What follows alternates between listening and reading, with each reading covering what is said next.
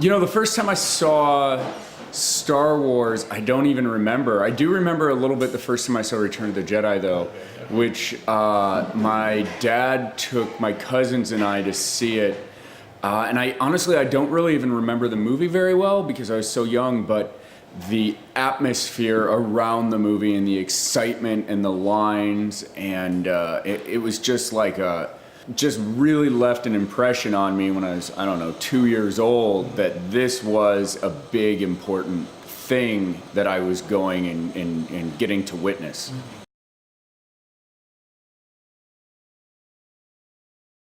Came up with the idea with my girlfriend back in June of 2016, and it took a while to get things rolling, and then we made an announcement. We put tickets up for sale in October.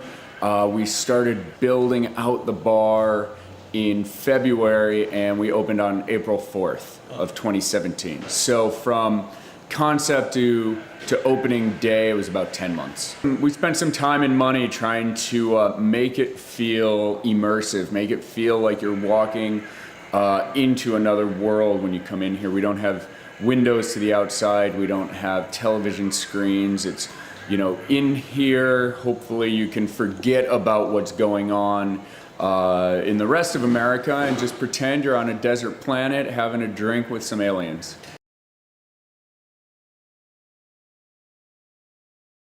We're not a licensed Star Wars entity, so it's finding things that are geeky and sci-fi and taking inspiration from that world, but not copying anything. And so a drink like Wretched Blue Milk or I Have a Bad Feeling About This, I think it's fun because I have a bad feeling about this. That's our tequila drink, you know? And does anybody ever have a good feeling about tequila? Maybe before you drink it, but at the end of the night, you definitely had a bad feeling about that.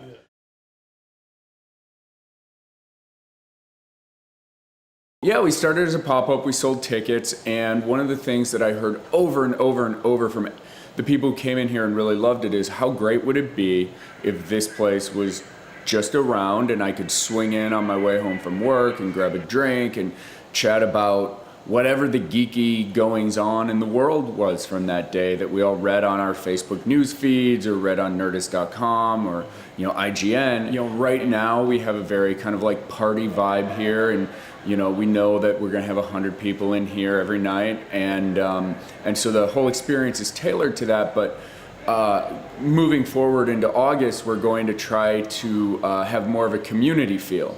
So this is going to be a place where you just come in, hang out. You know, we're going to put in a social jukebox so the customers will get to choose the musical experience here. We're going to do some fun things with trivia and bingo and board games and costume contests and all sorts of things to kind of bring the geek community together. Sports bars exist all over the country, and if you're a fan of the NFL, on any Sunday you can walk in and find your tribe. You know, you can tell because they're wearing the sports jerseys and the hats and the costumes of the people that you're going to relate to and root with, and there's nothing like that that exists for geeky people. So you'll be able to walk in here and you'll be able to see, like, oh my gosh, there's a couple brown coats hanging out at the bar, or look, that guy's wearing a Iron Man shirt. I wonder if what he thought about Iron Man's you know, appearance in Spider-Man Homecoming, and our bartenders will be able to talk to you about that if you're the only one sitting in this bar. So it's really trying to you know, do what comic book shops have been doing for a long time, which, you know, they'll stay open on a Friday night and you can go in there and game and talk to people. We're trying to do that in a bar atmosphere, and where we serve food and drinks.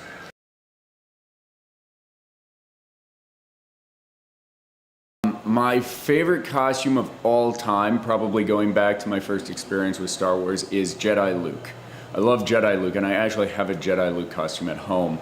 But my favorite costumes that I've seen at this bar, I think my favorite Star Wars costume was, we had a Rebel trooper that came in that had Darth Vader's lightsaber going, the handle was in the back, and the the blade was coming out his front, and he had the Death Star planned. And he walked around the bar like that for 2 hours. And that's what makes it so fun, is adults can come in here and immerse themselves in a play set, and they get to be the action figures.